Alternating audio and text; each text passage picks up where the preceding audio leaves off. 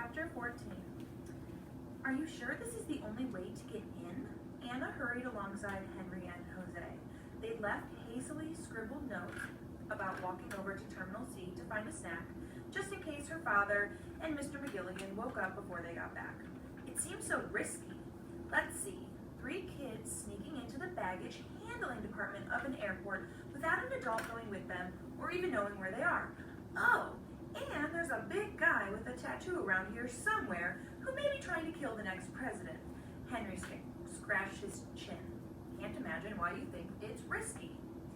Well, you have to find Sinan.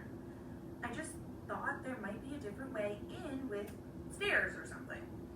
Don't worry, Jose said as he passed the food court. Even the Cinnabunny stand was closed.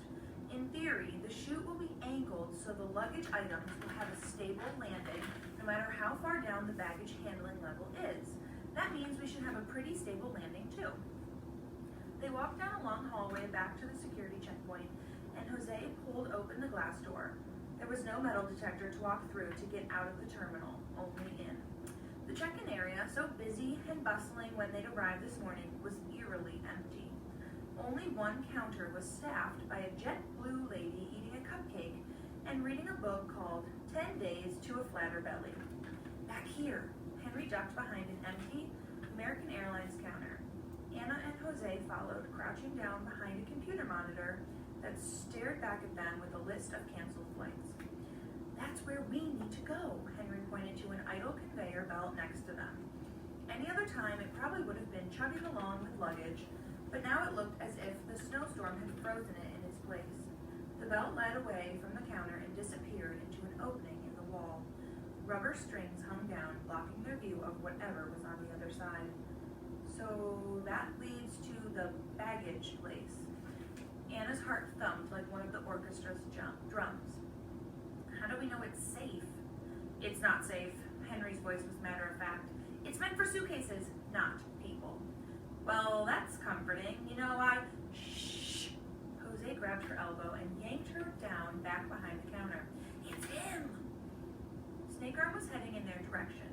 He had changed out of his apron from the diner and was wearing the same heavy, fluorescent orange vest the baggage handlers wore outside. He works in baggage too?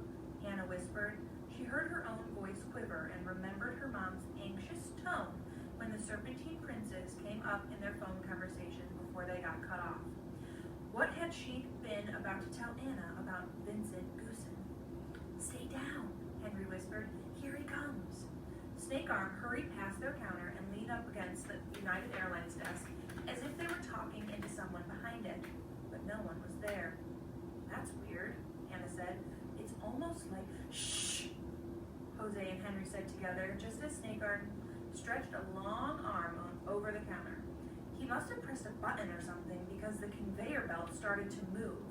Snakearm glanced around the check-in area, but the jet blue woman never looked up from her book, and Anna, Jose, and Henry were tucked behind the American Airlines counter, barely breathing. Snakearm sauntered over to the moving conveyor belt and sat down on it.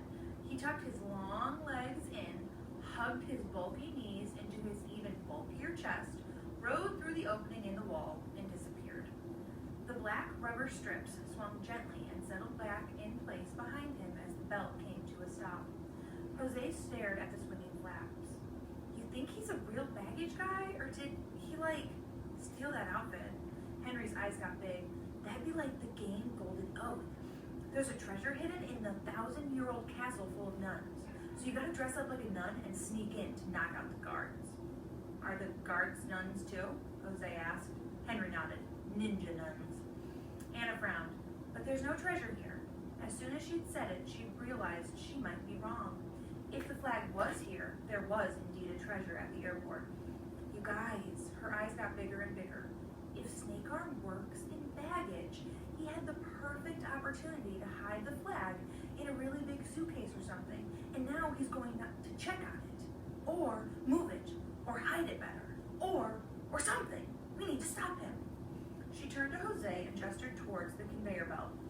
You can go ahead. Jose shook his head. Women and children first. Anna put her hands on her hips. Who's that quote from? Jose shrugged. Anonymous. Figures. Some scared anonymous man. Come on, Jose. What happened to the ancient Greek action poet? Yeah, Henry said. Do it for Pinhead. Pindar, Jose said. He took a deep breath. Fine. He crawled gingerly onto the belt as if he'd expected to leap out from under him. Anna climbed on behind him and settled in, cross-legged. All right, she nodded at Henry. Let's get this thing moving. Ready? Henry peered behind the check-in counter where Snake Arm had found whatever button or switch he needed to get the belt moving.